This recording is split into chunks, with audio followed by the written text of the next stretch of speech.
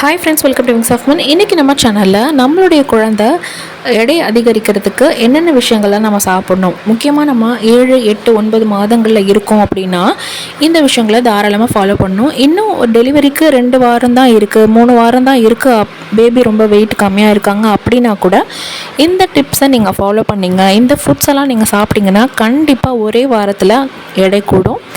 7 நாள் போதுங்க. இந்த சாப்பாடெலாம் நம்ம சாப்பிட்டோம் அப்படின்னா குழந்தையோட எடை வந்து கண்டிப்பாக நல்ல டிஃப்ரென்ஸ் காமிக்கும், நல்லாவே இன்க்ரீஸ் ஆகும். அது என்னென்ன ஃபுட்ஸ் அப்படிங்கிறத இந்த வீடியோவில் நான் சொல்லியிருப்பேன். வீடியோ ஸ்கிப் பண்ணாமல் பாருங்கள், வீடியோ ரொம்பவே யூஸ்ஃபுல்லாக இருக்கும். பேபி பிறக்கும்போது பார்த்திங்கன்னா கிட்டத்தட்ட 3.6, 3.8 இந்த மாதிரி இடையில இருந்தாங்க அப்படின்னா ரொம்பவே ஹெல்த்தியாக இருக்காங்கன்னு அர்த்தம். அட்லீஸ்ட் நம்ம 3 கிலோவுக்கு மேலே இருக்கிற மாதிரி பார்த்துக்கணும். அந்த அளவுக்கு வெயிட்டில் இருந்தாங்கன்னா தான் எந்த ஒரு ப்ராப்ளமும் இல்லாமல் நார்மலாக அவங்களால வளர முடியும். நோய் எதிர்ப்பு சக்தியும் அதிகமாக இருக்கும், ஹெல்த்தியான பேபியாக வளருவாங்க. ஃபர்ஸ்ட் நம்ம பேபியோட வெயிட் இன்க்ரீஸ் பண்ணுறதுக்கு எடுத்துக்க வேண்டிய பொருள் பார்த்திங்கன்னா மில்க் தான். பால் வந்து பார்த்திங்கன்னா நீங்கள் தாராளமாக குடிக்கலாம். ஒரு நாளைக்கு 1/2 லிட்டர் வரைக்கும் நீங்கள் பால் குடிக்கிறது குழந்தையோட எடையை அதிகரிக்கிறதுக்கு ரொம்பவே ஹெல்ப் பண்ணும். அல்லது காலையில் ஒரு கிளாஸு, ஈவினிங் ஒரு கிளாஸ், இந்த மாதிரி அட்லீஸ்ட் 2 கிளாஸ் நீங்கள் குடிக்கிற மாதிரி பார்த்துக்கோங்க. ஒரு கிளாஸ் வந்து 200லேருந்து 250 ml இருக்கும் இல்லையா, அந்த அளவு கிளாஸ் நான் சொன்னேன் அப்படிங்கிறதுனால சின்னதாக ஒரு 100 ml கிளாஸ் அந்த மாதிரி வச்சு குடிக்கக்கூடாது. ஒரு கிளாஸ்னால் தெரியும் இல்லையா, 200லேருந்து 250 ml பிடிக்கும். அந்த கிளாஸ் அளவு வச்சுட்டு காலையில் ஒன்று, ஈவினிங் ஒன்று அந்த மாதிரி எடுத்துக்கோங்க. பால் வந்து கால்சியம் அதிகமாக இருக்கும், ப்ரோட்டீனும் வந்து குழந்தைக்கு அதில் தேவையான ப்ரோட்டீன்ஸ் வந்து கிடைக்கும். ஸோ பாலை வந்து ஸ்கிப் பண்ணாமல் நீங்கள் எடுத்துக்கணும். நெக்ஸ்ட்டு பார்த்திங்கன்னா முட்டை, நாட்டுக்கோழி முட்டை கிடச்சிச்சு அப்படின்னா பெஸ்ட்டு. அப்படி இல்லை அப்படின்னா நார்மல் எக்கு கூட நீங்கள் எடுத்துக்கலாம். நாட்டுக்கோழி முட்டை கிடைக்குதா அப்படிங்கிறத பாருங்கள். நிறைய இடத்துல ஸ்கேம் வந்து நடக்குது, அதுக்கு நம்ம நார்மல் எக்கே வாங்கி சாப்பிட்டுட்டு போயிடலாம் அப்படிங்கிற மாதிரி இருக்கும். நாட்டுக்கோழி முட்டையில் வந்து மஞ்சள் கரு பார்த்திங்கன்னா ரொம்ப அடர் மஞ்சள் நிறத்தில் இருக்கும், டார்க்காக. அது கிடச்சிச்சு அப்படின்னா அதை நீங்கள் வாங்கி யூஸ் பண்ணுங்கள், இல்லைன்னா பரவாயில்ல. எக் வந்து இன்க்ளூட் பண்ணுறது குழந்தையோடைய மூளை வளர்ச்சி இதுக்கெல்லாம் நல்லது. எக்கில் வந்து கோலின் அப்படிங்கிற ஒரு பொருள் இருக்குது, அது வந்து குழந்தையோடைய வளர்ச்சிக்கு ரொம்ப ரொம்ப அவசியம். ஸோ எக் வந்து எடுத்துக்கணும். எக் எடுத்துக்கும் போதும் சரி, பால் எடுத்துக்கும் போதும் சரி, நல்லா காய்ச்சி ஆற வச்ச பால், காய்ச்சி வாமாக இருக்கிற பாலாக எடுத்துக்கோங்க. ரொம்ப சூடாகவும் குடிக்கக்கூடாது, அதே போல் ரொம்ப சில்லுன்னு ஆறி போன பாலாகவும் குடிக்கக்கூடாது, சளி பிடிக்கும். அதனால் வாமாக இருக்கிற மில்க் தான் எடுத்துக்கணும். முட்டையை பொறுத்த வரைக்கும் நல்லா அவிச்சு சாப்பிடுங்க, ஆஃப் பாயிலெல்லாம் எடுத்துக்கவே கூடாது. நல்லா வந்து முழுமையாக வெந்த முட்டை தான் நீங்கள் எடுத்துக்கணும். நெக்ஸ்ட்டு பார்த்திங்கன்னா நட்ஸு. பேபியோட வெயிட்டை இன்க்ரீஸ் பண்ணுறதுக்கு நட்ஸ் ரொம்பவே ஹெல்ப் பண்ணும். நம்மளால் முடிஞ்சிச்சு, நம்மளால் ஸ்பெண்ட் பண்ண முடியும் அப்படின்னா இந்த பாதாம், பிஸ்தா, ஆக்ரோட் இதெல்லாம் வாங்கி சாப்பிட்ணும். அதெல்லாம் நம்மளால் ஸ்பெண்ட் பண்ண முடியாது, அவ்வளோ காசெல்லாம் இல்லைப்பா அப்படின்னு நினச்சிங்க அப்படின்னா இருக்கவே இருக்குது நம்மளுடைய வேர்க்கடலை. அதில் இல்லாத சத்துக்களே இல்லைங்க, அது இருந்தால் கூட உங்களுக்கு போதும். ஒரு கைப்பிடி அளவு வேர்க்கடலை வந்து எடுத்துக்கோங்க. ஒரு 18லேருந்து 20 நட்ஸ் இருக்குமா, அந்த அளவுக்கு ஒரு கைப்பிடியில் இருக்கணும். அதை வந்து டெய்லி நீங்கள் எடுத்துக்கலாம். அப்படி இல்லைன்னா நம்ம கடலை மிட்டாய் கிடைக்கல, அது வந்து ஒரு சின்ன பார் வந்து டெய்லி எடுத்துக்கிறது ரொம்ப நல்லது. இதுவும் நம்மளோட குழந்தையோடைய எடையை அதிகரிக்கிறதுக்கு ரொம்பவே ஹெல்ப் பண்ணும். இதெல்லாம் தவிர பார்த்திங்கன்னா டேட்ஸு, அத்திப்பழம், உலர்ந்த அத்திப்பழம் இருக்கு இல்லையா, இதெல்லாம் நம்ம கிடச்சிச்சின்னா வாங்கி வச்சுக்கலாம். அது கிடைக்கல அப்படின்னா ரொம்பவே சீப்பாக நமக்கு உலர்ந்த திராட்சை இருக்குது, அதுவே போதும். பேரிச்சம்பழமும் வந்து நல்ல சீப் ரேட்டில் கிடைக்குது, ஸோ அதை கூட நம்ம வாங்கி வச்சு யூஸ் பண்ணலாம். டெய்லி வந்து உலர்ந்த திராட்சையை வந்து நல்லா கழுவிட்டு நைட்டு படுக்கும்போது ஊற வச்சுடுங்க. ஒரு 10லேருந்து 15 உலர்ந்த திராட்சையை வந்து நைட்டே நம்ம ஊற வச்சுட்டு காலையில் வெறும் வயிற்றில் அந்த தண்ணியை ஃபஸ்ட்டு குடிச்சிட்டு அதுக்கப்புறம் அந்த திராட்சையை மென்று சாப்பிடலாம். இந்த மாதிரி சாப்பிட்டோன்னா நமக்கு ஹீமோக்ளோபின் குறையிற பிரச்சனை வராது. பிரசவ நேரத்தில் ரத்தம் இன்னொருத்தவங்கக்கிட்டேருந்து வாங்கணும் அப்படின்லாம் அந்த அளவுக்கு நமக்கு இருக்காது. நல்லா வந்து பிளட் லெவலும் ஹீமோக்ளோபின் லெவலும் நல்லா மெயின்டைன் ஆகும். ஸோ டெய்லியும் வந்து இந்த உலர்ந்த திராட்சை எடுக்கிறத மறந்துடாதீங்க. இதுவும் வந்து குழந்தையோட எடை அதிகரிக்கிறதுக்கு ரொம்பவே ஹெல்ப் பண்ணும். நெக்ஸ்ட் பார்த்திங்கன்னா கீரை, எல்லா வகையான கீரையும் வந்து நீங்கள் எடுத்துக்கலாம். டெய்லி ஏதாவது ஒரு கீரை. அத்திக்கீரை மட்டும் கொஞ்சம் அவாய்ட் பண்ணிக்கோங்க, ஏன்னா அத்திக்கீரைக்கு வந்து ஒரு ஸ்பெஷல் பவர் என்னென்னா மருந்து, நம்ம எடுத்துக்கிற மருந்தை வந்து அந்த பவரெல்லாம் வந்து வெளியேற்றி விட்டுரும் அப்படின்னு சொல்லுவாங்க. ஸோ நம்ம ப்ரெக்னென்சியில் நிறைய சப்ளிமெண்ட்ஸ் எடுத்துகிட்ருக்கோம், அந்த பவர்லாம் வந்து குறைச்சி விட்டுரும். ஸோ அதனால் வந்து இப்போதைக்கு அத்திக்கீரை வந்து நீங்கள் அவாய்ட் பண்ணிக்கோங்க. இது வந்து ஒரு சித்த வைத்தியர் ஒருத்தவங்க சொல்லி தான் நான் இதை கேள்விப்பட்டேன். அவங்க வந்து வைத்தியம் ஸ்டார்ட் பண்ணுறதுக்கு முன்னாடி நம்ம இதுக்கு முன்னாடி இங்கிலீஷ் மெடிசன்லாம் சாப்பிட்ருப்போம் இல்லையா, அதோட பவரெல்லாம் வந்து இறங்கணும் அப்படிங்கிறதுக்காக அகத்துக்கீரை சூப் மாதிரி செஞ்சு சாப்பிட சொல்லுவாங்க. ஸோ இதனால தான் சொல்கிறேன், அகத்திக்கீரை தவிர எந்த ஒரு கீரையாக இருந்தாலும் டெய்லி ஒரு கீரை வந்து நீங்கள் எடுத்துக்கணும், கண்டிப்பாக எடுத்துக்கணும். முக்கியமாக முருங்கைக்கீரை சூப் வந்து 7 மாதத்துலேருந்து நீங்கள் தொடர்ந்து எடுத்துக்கிட்டிங்க அப்படின்னா ஹீமோக்ளோபின் கம்மியாகிற பிரச்சனை இருக்காது, ரத்த சோகை வராது. அதே போல் குழந்தையுடைய வெயிட் வந்து அதிகரிக்கிறதுக்கு ரொம்ப ஹெல்ப் பண்ணும். நார்மல் டெலிவரிக்காக கூட இந்த முருங்கைக்கீரை கஷாயம், அதாவது முருங்கைக்கீரை வந்து ஒரு கைப்பிடி எடுத்துகிட்டு கொஞ்சமாக சீரகமும் 2-3 பல்லு பூண்டு, லைட்டாக ஒரு கல் உப்பு இதை சேர்த்து நல்லா கொதிக்க வச்சு கீரை வந்ததும் அந்த சூப் மாதிரி எடுத்து குடிக்கணும். இந்த மாதிரி சாப்பிட்றது வந்து நம்ம நார்மல் டெலிவரிக்கும் ஹெல்ப் பண்ணும். ஸோ கண்டிப்பாக இதை வந்து ஃபாலோ பண்ணிக்கோங்க. நெக்ஸ்ட்டு பழங்களை பொறுத்த வரைக்கும் இந்த சிட்ரஸ் ஃப்ரூட்ஸ்னு சொல்லுவாங்க இல்லையா, ஆரஞ்சு, எலுமிச்சை, சாத்துக்குடி இதெல்லாம் நம்ம சேர்த்துக்கணும். அப்புறம் யூஸ்வலாக கிடைக்கக்கூடிய ஆப்பிள், பொமக்ரானேட் இதெல்லாம் வந்து நம்ம எடுத்துக்கலாம். மேங்கோ சீசனாக இருந்துச்சுன்னா மேங்கோவும் நம்ம சேர்த்துக்கலாம், எந்த பிரச்சனையும் இல்லை. அதுவும் வந்து குழந்தையோடைய வெயிட்டை வந்து இன்க்ரீஸ் பண்ணும். முக்கியமாக வந்து செவ்வாழை இல்லை நார்மல் வாழை, ஏதாவது ஒரு வாழைப்பழம் டெய்லி ஒன்று எடுத்துக்கிட்டோம் அப்படின்னா பேபியோட வெயிட் வந்து நல்லா இன்க்ரீஸ் ஆகும்.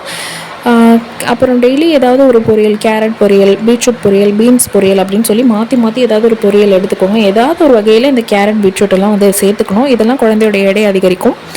வெண்டைக்காய் வந்து ரொம்ப இம்பார்ட்டண்ட்.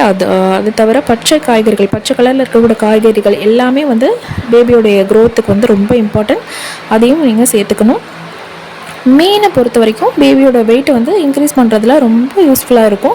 டக்குன்னு இன்க்ரீஸ் ஆகும் பேபியோட வெயிட்டு. அதனால் மீனை வந்து பார்த்து வாங்கி சாப்பிடணும். மீனில் வந்து பார்த்திங்கன்னா ஒமேகா 3 ஃபேட்டி ஆசிட்ஸ் இருக்குது, ப்ரோட்டீன்ஸ் இருக்குது. இதெல்லாம் வந்து குழந்தையோடைய வளர்ச்சிக்கு ரொம்ப ஹெல்ப்ஃபுல்லாக இருக்கும். மீனை பொறுத்த வரைக்கும் பார்த்திங்கன்னா பெரிய கொழுப்பு மீன்கள், பெரிய மீன்கள் அந்த மாதிரி பார்த்து வாங்கி சாப்பிடக்கூடாது. சின்ன மத்தி மீன்கள், நாட்டு மீன்கள், அதே போல் கடல் மீன் தான் நீங்கள் சாப்பிடணும்.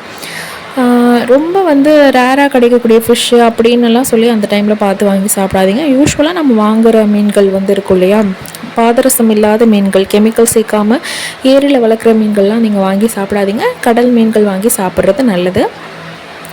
ப்ரான்லாம் பொறுத்த வரைக்கும் ப்ரான், நண்டு இதெல்லாம் வந்து ரொம்ப அவாய்ட் பண்ணிக்கோங்க. ஏன்னா வந்து அதெல்லாம் சூடு. எப்போவாச்சும் ஒரு நாள் ஆசைப்பட்டீங்க அப்படின்னா சாப்பிட்டுக்கலாம்.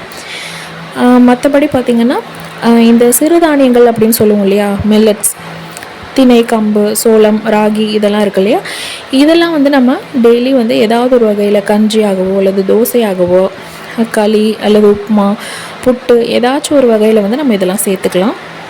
இதுலேயும் பார்த்திங்கன்னா நல்லா வந்து வெயிட் போடும். முக்கியமாக இந்த மில்லட்ஸ் இருக்கு இல்லையா, சிறுதானியங்கள் சொன்னோம் இல்லையா, ரைஸை தவிர்த்துட்டு நீங்கள் இந்த சிறுதானியங்களுக்கு மாறிடுங்க பெஸ்ட்டு. நான் ஏன் இவ்வளோ ப்ரெஷர் கொடுத்து சொல்கிறேன் அப்படின்னா, தாய்ப்பால் சுரக்கும்போது இந்த சிறுதானியம் நம்ம எடுத்துட்டோம் அப்படின்னா குழந்தைக்கு வந்து பால் பத்தலை அப்படிங்கிற பிரச்சனையே வராது. நீங்கள் இப்போவே பழகிட்டீங்க அப்படின்னா உங்களுக்கு அந்த டெலிவரிக்கு அப்புறமும் அது சாப்பிட்றது வந்து உங்களுக்கு ஈஸியாக இருக்கும். அதனால் ரொம்ப ரைஸ் வந்து சாப்பிடாம ரைஸுக்கு பதிலாக நீங்கள் மில்லட்ஸுக்கு மாறுறது பார்த்திங்கன்னா உங்களோட பிபி லெவல் சரி, உங்களுடைய சுகராக உங்களுக்கு ப்ரெக்னென்சியில் வரக்கூடிய அந்த சுகர் இருக்குல்லையே அது, பிபி, அப்புறம் தைராய்டு ப்ராப்ளம் எல்லாமே வந்து கண்ட்ரோலில் இருக்கும். அதே மாதிரி நமக்கு எக்ஸ்ட்ரா தேவையில்லாத வெயிட்டும் போடாது.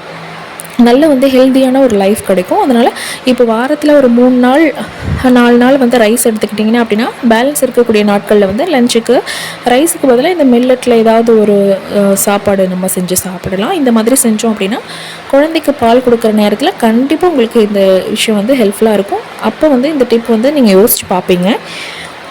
ஒருவேளை உங்களுக்கு டெலிவரி ஆகிடுச்சு அப்படின்னா கூட பால் சுரப்பில் ஏதாவது பிரச்சனை வருது, இப்போ நீங்கள் மில்லட் சாப்பிட தவறிட்டீங்க அப்படின்னா நீங்கள் கண்டிப்பாக இந்த மில்லட்ஸை சாப்பிட்டு ட்ரை பண்ணி பாருங்கள். கண்டிப்பாக வந்து பால் வந்து அதிகமாக சுரக்கும்.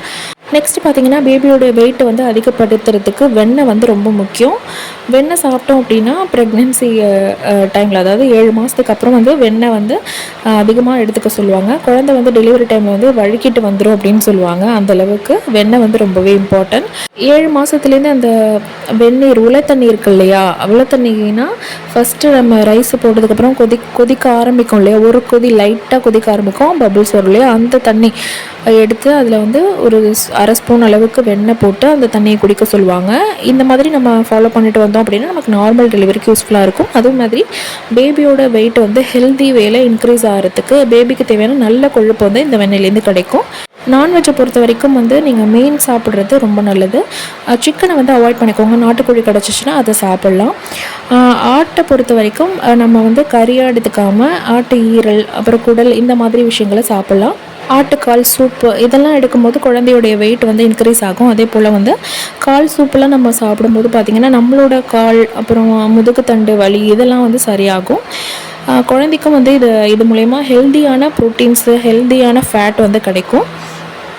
நெக்ஸ்ட்டு பார்த்திங்கன்னா வாரத்தில் ஒரு முறை இளநீர் வந்து கண்டிப்பாக நீங்கள் குடிச்சிருங்க. ஏன்னா எல்லா நாளும் எல்லாராலையும் ஸ்பெண்ட் பண்ணி இளநீர் வாங்கி குடிக்க முடியாது. அட்லீஸ்ட் வாரத்தில் ஒன்று அல்லது 2 நாள் வந்து இளநீர் குடிக்கிற மாதிரி பார்த்துக்கோங்க. ப்ரெக்னென்சியில் இளநீர் எடுத்துக்கிறது நம்மளுடைய பாடி ஹீட்டை வந்து அதிகமாகாமல் நம்ம பாடி ஹீட்டை வந்து தணிக்கிறதுக்கு ரொம்பவே நல்லது. நுங்கு கிடச்சிது அப்படின்னா அதுவுமே வந்து பெஸ்ட்டு. இளநீர் நுங்கெல்லாம் பார்த்திங்கன்னா பேபியோட வெயிட் இன்க்ரீஸ் பண்ணுறதுக்கு ரொம்பவே ஹெல்ப் பண்ணும். நெக்ஸ்ட்டு ஒரு முக்கியமான விஷயம் என்னென்னா, நம்ம வந்து ப்ரெக்னென்சியில் இருக்கும்போது ஹோல் ப்ரெக்னென்சிலையுமே பார்த்திங்கன்னா நம்மளோட வெயிட்டை வந்து நார்மலாக இருக்கிறத விட 12லேருந்து 16 கிலோ வந்து அதிகரிக்கணும் அப்படிங்கிறதுனால நம்ம வந்து ஜங்க் ஃபுட்டாக சாப்பிட்டு டக்குன்னு எடையை அதிகரிக்கணும் அப்படின்னு கிடையாது. ஹெல்த்தியான வேலை அதிகரிக்கணும். இப்போ நான் சொன்ன எல்லா ஃபுட்டையும் நம்ம எடுத்துக்கும் போது நம்மளோட வெயிட் வந்து ஹெல்த்தியாக இன்க்ரீஸ் ஆகும். இதனால் குழந்தையோட வெயிட் ஆட்டோமேட்டிக்காக இன்க்ரீஸ் ஆகும். இதை தவிர்க்க வேண்டியது அப்படின்னு பார்த்தீங்கன்னா டீ காஃபி அவாய்ட் பண்ணிக்கோங்க. எப்போவாச்சும் ரேராக குடிச்சிக்கலாம். நெக்ஸ்ட்டு பார்த்திங்கன்னா வந்து ஜங்க் ஃபுட் ஐட்டம் வெளியில் வாங்கி சாப்பிட்றது இதெல்லாம் வந்து கண்டிப்பாக ஸ்ட்ரிக்ட்லி நோ தான். எதுவாக இருந்தாலும் உங்களுக்கு பிடிச்ச உணவாக இருந்தால் வீட்டில் சொல்லி கேட்டு சமைச்சு சாப்பிடுங்க. சால்ட்டு சுகர் இதெல்லாம் வந்து கம்மி பண்ணிக்கோங்க. ரொம்பவே மைல்டான அளவில் சால்ட்டு சுகர் இதெல்லாம் யூஸ் பண்ணுங்கள். ரொம்ப அதிகமாக போடக்கூடாது.